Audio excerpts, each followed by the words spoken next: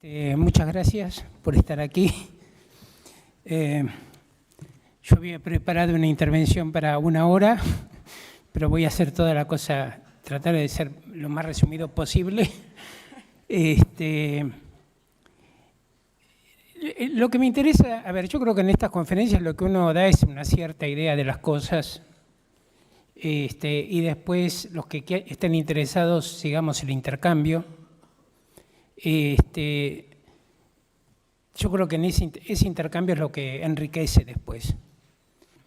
Yo lo que, así me lo han pedido un poco también, me voy a referir fundamentalmente a los problemas de la dependencia, de las concepciones tercermundistas, del llamado, o yo lo llamo marxismo nacional o nacionalista, referido un poco esta problemática a la cuestión del llamado tesis del estancamiento del tercer mundo y explotación del tercer mundo, a la teoría de monopolio e imperialismo de Lenin y finalmente algunas reflexiones sobre la cuestión de intercambio desigual, que son 3 problemas que están interconectados. Yo lo que pienso que todas estas cuestiones no son meramente académicas, lo han informado la militancia en el tercer mundo, han informado la militancia en el tercer mundo, es decir, es una mezcla de problema académico, pero también problemas políticos que están implicados en esto. Yo durante muchos años he militado con las ideas que hoy voy a criticar, y que de alguna manera sobre las cuales he reflexionado a partir de una experiencia práctica también. Incluso como experiencia práctica, bueno, yo me he llevado bastante mal con la dictadura militar argentina, eso hizo incluso que mi exilio haya vivido aquí en Bilbao, me trae muchos recuerdos volver después de casi 40 años aquí, pero quería decir que cuando volví a Argentina, la última vez que me detuvieron, en el 82, el militar que me interrogaba, que me había interrogado también en el 76 cuando había estado secuestrado, en un momento ya ahí la cosa era muy suave, no me tocaron, bueno, y la cosa era muy suave y charlaba así un poco de política conmigo, y en un momento me dijo, usted sabe, yo admiro a los marxistas que defienden a la patria. Fue un golpe. Un hombre de la dictadura diciéndome, hay un marxismo que es nacional. Ese es un marxismo que vale. No el suyo, que usted es un internacionalista de mierda, me dijo así abiertamente. Me pareció muy interesante. Yo reflexioné muchas veces sobre lo que me dijo este señor, especialista en torturas, sobre cómo él pensaba que podía asimilar a un marxismo que defendía ante todo a la patria y a la nación, aparte de la lucha de clases, etc. Pero había un sesgo en ese marxismo nacionalista que él reivindicaba. Yo creo que esto remite a problemas profundos que hemos tenido en el marxismo, de mucha data, de vieja data, y que se combinan con un problema que es el siguiente. El marxismo, tercermundista nacional, siempre tuvo muchos problemas para encajar la teoría de Marx en su esquema. Se los planteo de esta manera. Marx tiene un famoso escrito sobre la India, donde él, además de criticar el desastre que hacían los ingleses en la India, la devastación, el saqueo, el pillaje. Ustedes saben que los ingleses le cortaban los pulgares a los tejedores indios para que no hubiese competencia, una cosa terrible. Aparte de eso, Marx escribió que a largo plazo los ferrocarriles ingleses que habían entrado en India iban a generar un capitalismo indio. Durante muchos años, esa afirmación de Marx fue vista con cierta vergüenza por muchos marxistas, yo me incluyo, del tercer mundo porque se suponía que esa era una visión eurocentrista de Marx.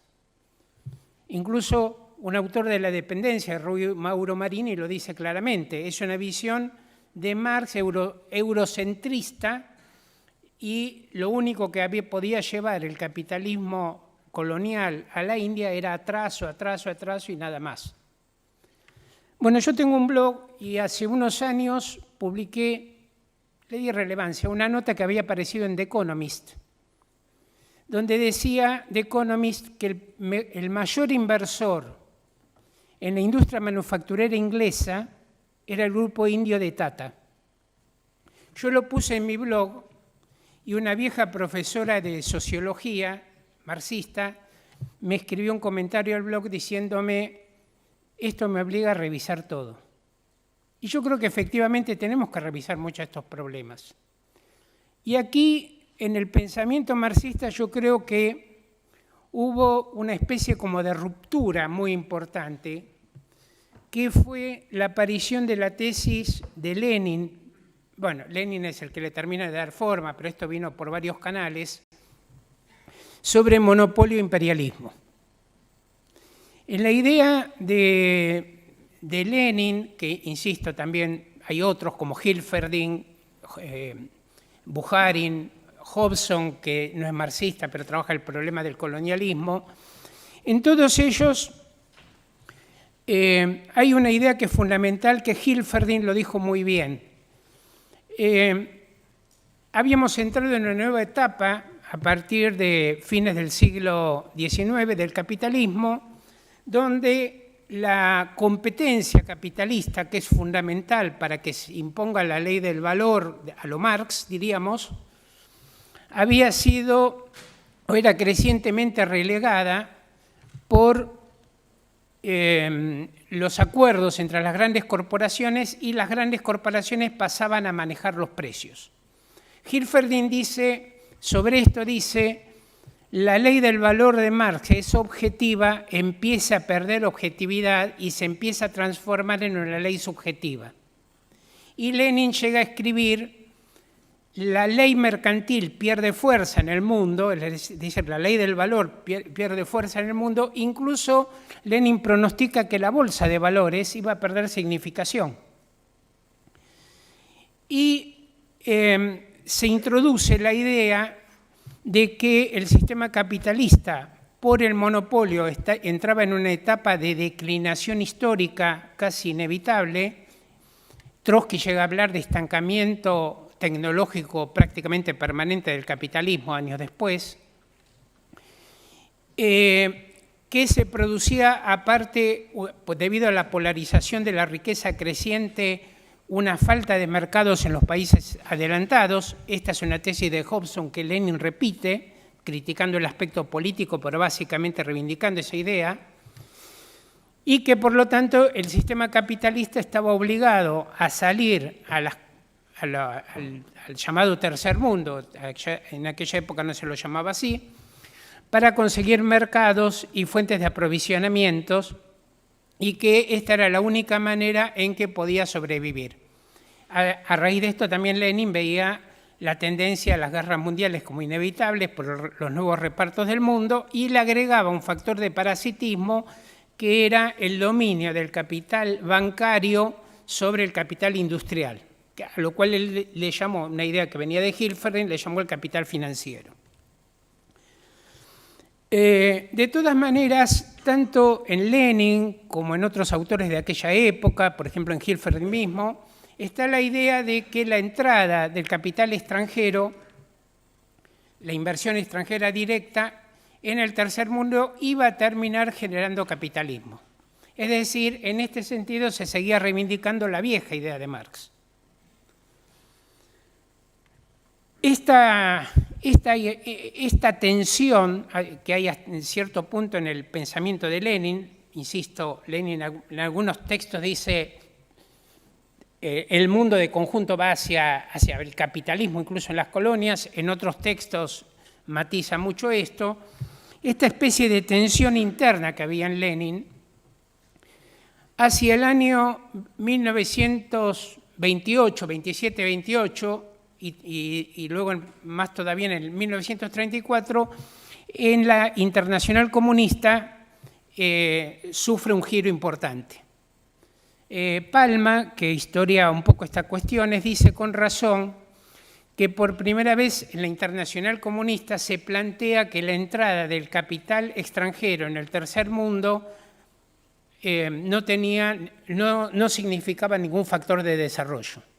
Efectivamente, en el sexto Congreso de la Internacional Comunista, en el 27, se saca una resolución por la cual se dice que la entrada del capitalismo en Asia y en África estancaba a esos países y entraban en un proceso de freno completo del desarrollo de las fuerzas productivas, y en el año 1934 esta tesis fue extendida también a América Latina. Parece que aquí tardó en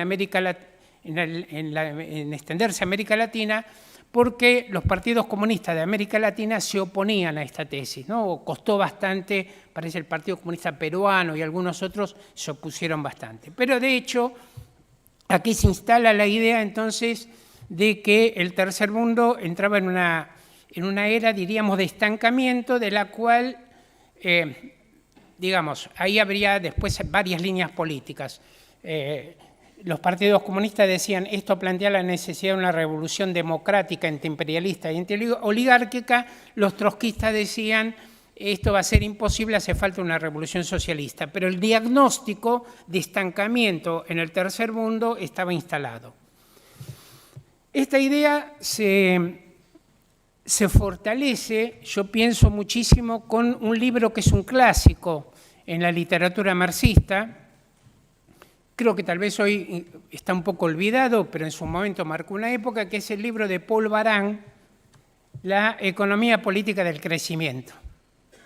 Allí Baran, ubiquemos el texto de los años 50, creo que se publica en el 54, la India se había descolonizado, Baran se focaliza mucho en la India y el concepto fundamental de Baran es, hay un neocolonialismo donde el capital inglés entra en la India para sacar recursos completamente y en alianza con las oligarquías terratenientes y los comerciantes, que son meros intermediarios, condenan a la India al estancamiento permanente. Incluso la caracterización de Baran es, la estructura de la India es feudal mercantil y plantea incluso otro concepto que después va a tener éxito, digamos, en los años 60, que es la idea de que en los países del tercer mundo hay una lumpenburguesía.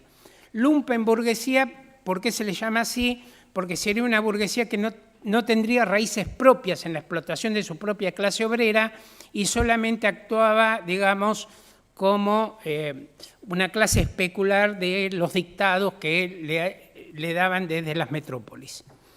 En este sentido, el libro de Baran es muy importante porque adelanta las ideas fundamentales de lo que sería la corriente de la dependencia, que surge en los 60. En los 60 yo creo que en todo este ámbito de pensamiento hay dos cuestiones importantes. Una es el surgimiento, insisto, de la corriente de la dependencia, 66-67, está un poco discutido.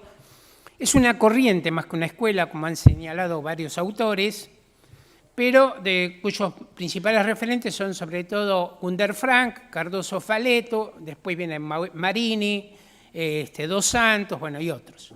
Y también en los años 60, un poco antes de la formación de la corriente de la dependencia, que se sale en Chile, aparece el libro de Arguiri Emanuel, El intercambio desigual, que va a ser un libro también que marca época.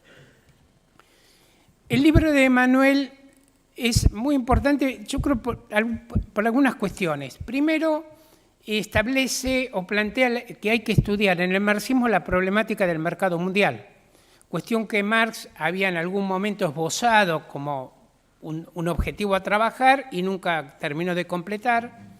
Piensen ustedes, por ejemplo, que en el marxismo hay muy poco elaborado, muy poco y hasta fechas muy recientes, sobre, por ejemplo, tipo de cambio. Bien, una cosa que se discute permanentemente y prácticamente hay muy poca elaboración.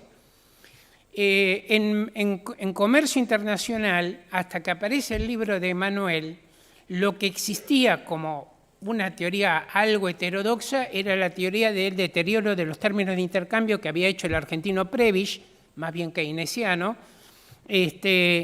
que en realidad es básicamente una teoría de precio por monopolio y donde los países atrasados perdían, digamos, en el comercio internacional por precio monopólico. Básicamente es eso, en la primera formulación de Prebisch del año 49-50.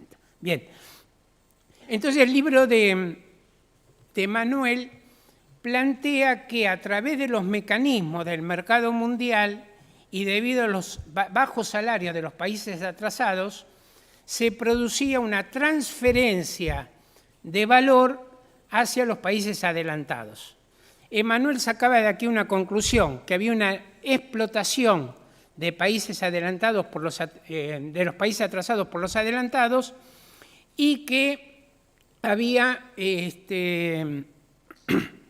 entonces naciones proletarias y naciones burguesas. Fíjense el desplazamiento casi completo de la contradicción de clase. Había naciones burguesas y naciones proletarias. Incluso él decía que esto era una ampliación de la tesis de Lenin sobre el aburguesamiento de la clase obrera de los países adelantados. Es interesante que este planteo de Emanuel, que de hecho rompía con el programa socialista internacionalista, fue muy atacado por gran parte de la izquierda, yo creo con cierta razón, pero la tesis de que había un intercambio desigual fue adoptada por gran parte de la izquierda, es decir, que había una explotación de algunos países por otros países. Incluso algunos marxistas plantearon que había pasado a ser la principal forma de explotación entre países. Ya no era el colonialismo, recordemos, en los años 60 el colonialismo clásico ya está muy en baja, y esta había pasado entonces a ser, insisto, la principal forma de explotación de países. Esta tesis del intercambio desigual, de todas maneras tenía, en mi opinión, un gran mérito, que es que planteaba la discusión en términos de la teoría del valor. En Emanuel no tenemos un concepto de monopolio o de formación de precios por monopolio, sino lo que hay son precios de producción, competencia, tendencia a la igualación de la tasa de ganancia y tasas de plusvalía muy desiguales entre países atrasados y adelantados.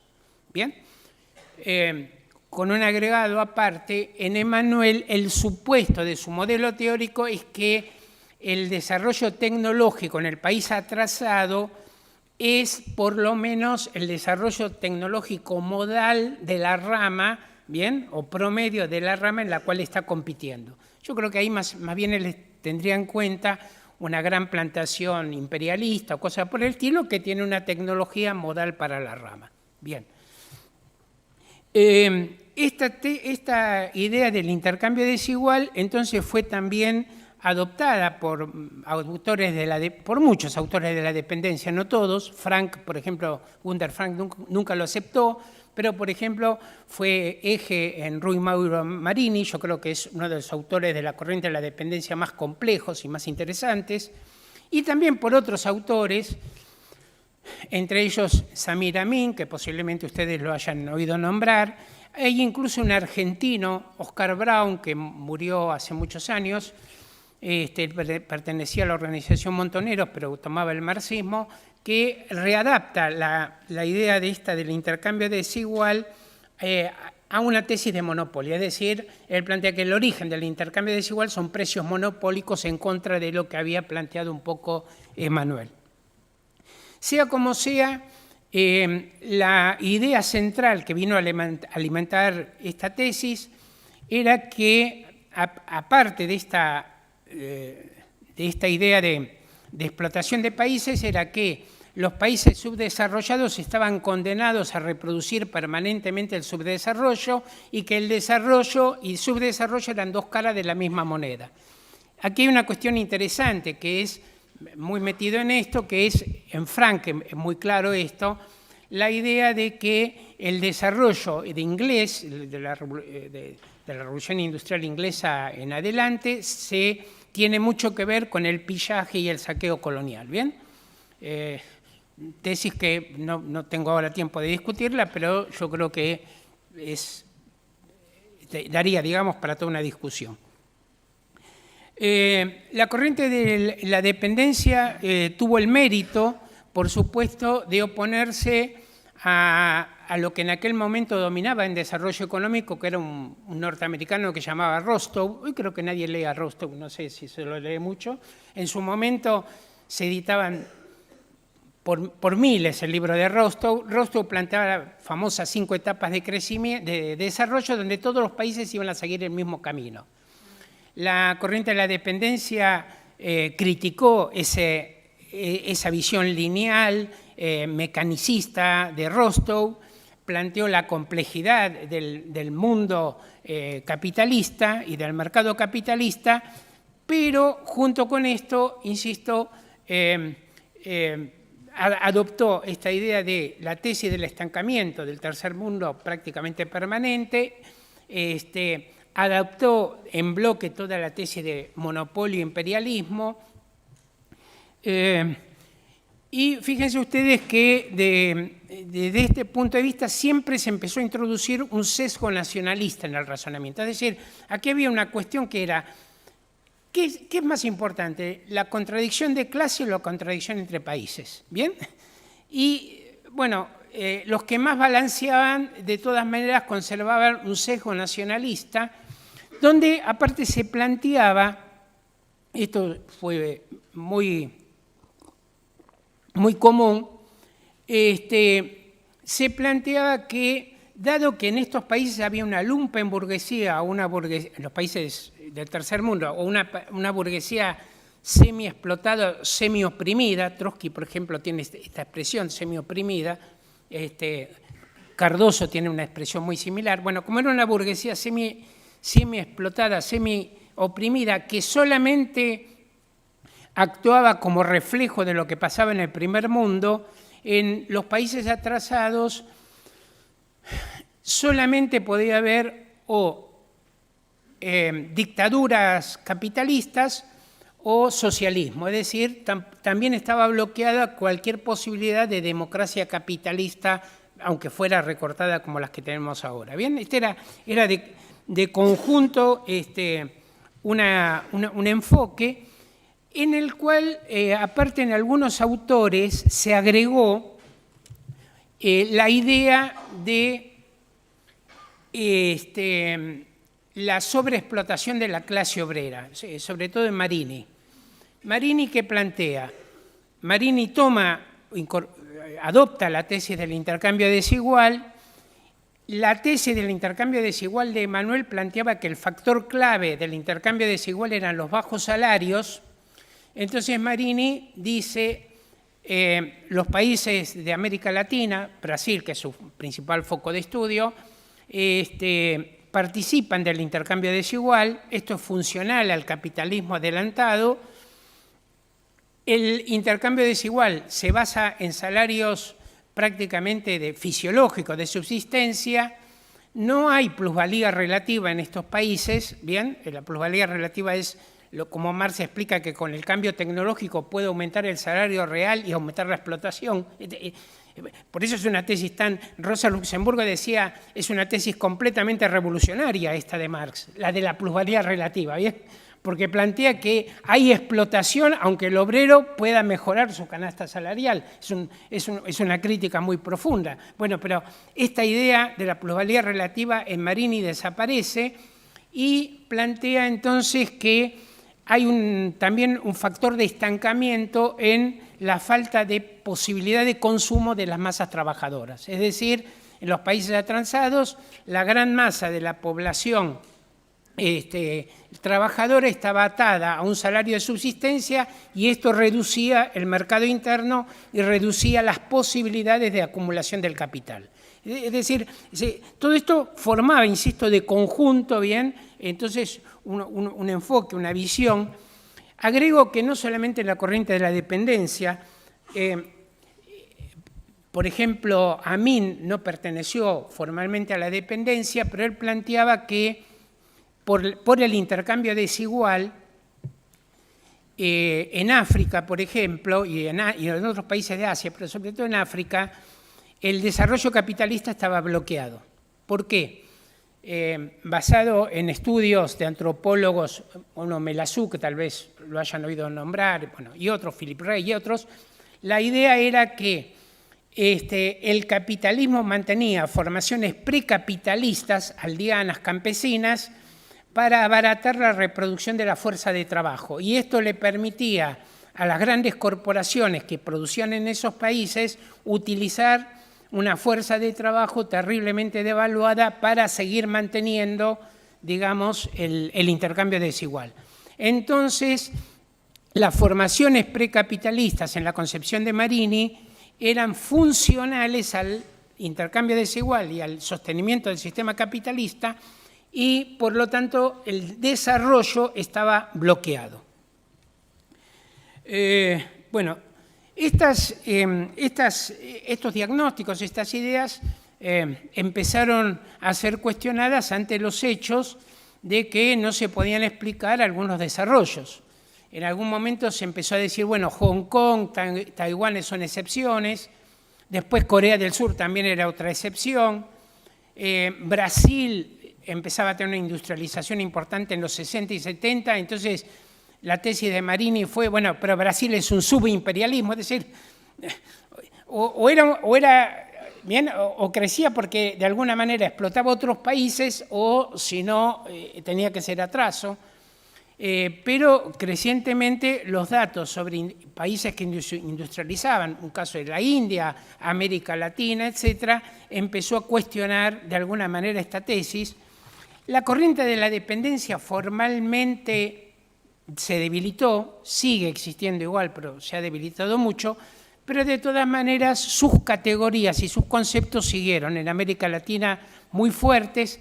En los años 80 y 90 agregándosele otro elemento, que era la explotación por los mecanismos de deuda. Bien, las deudas externas se habían transformado en mecanismos de extracción o de exacción de excedentes de los países atrasados hacia los países adelantados.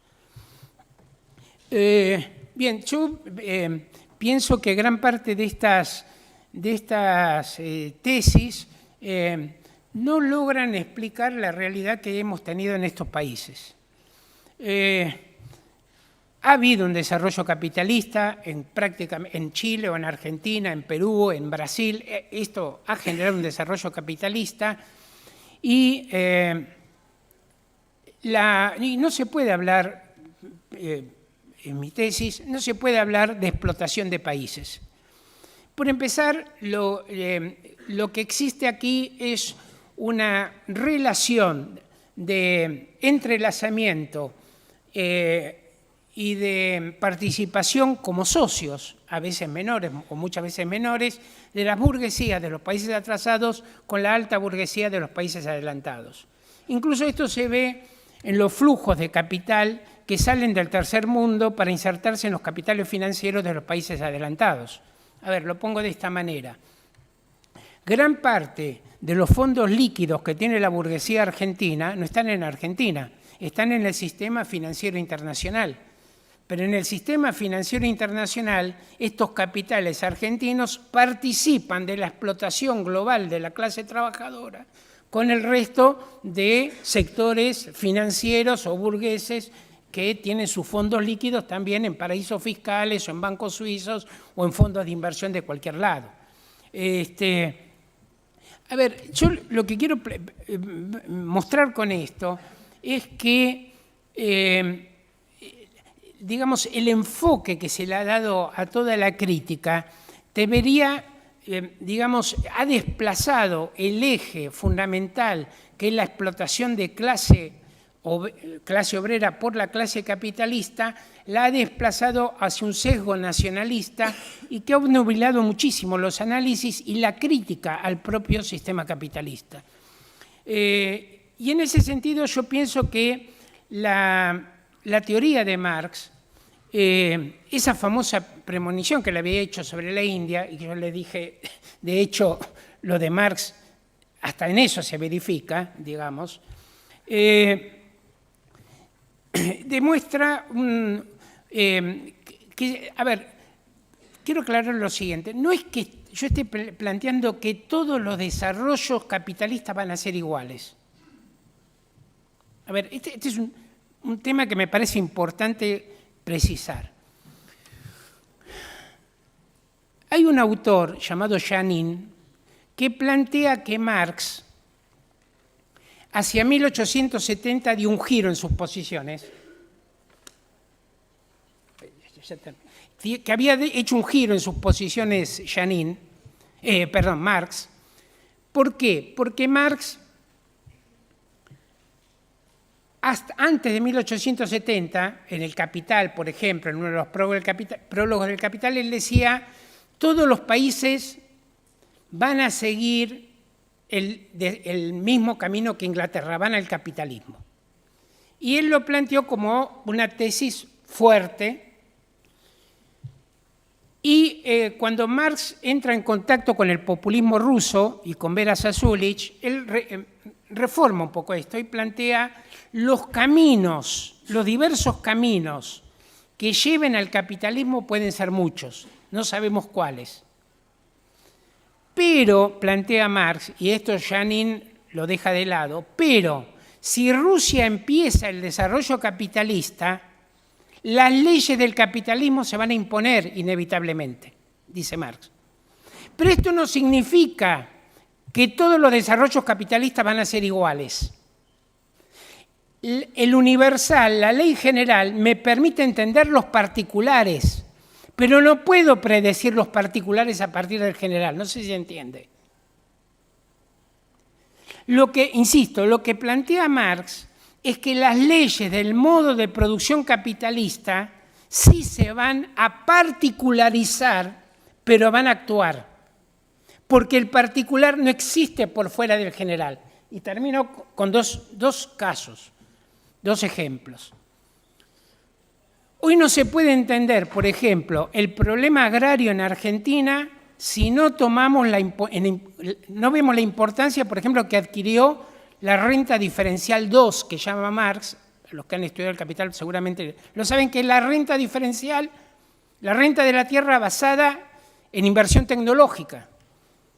No se puede seguir hablando de la oligarquía terrateniente. Esta es una burguesía que participa en el mercado mundial y compite en el mercado mundial, y no puedo decir que un productor sojero de la pampa húmeda de Buenos Aires es explotado por China por intercambio desigual. Esto no existe, no hay manera de bajarlo a tierra eso.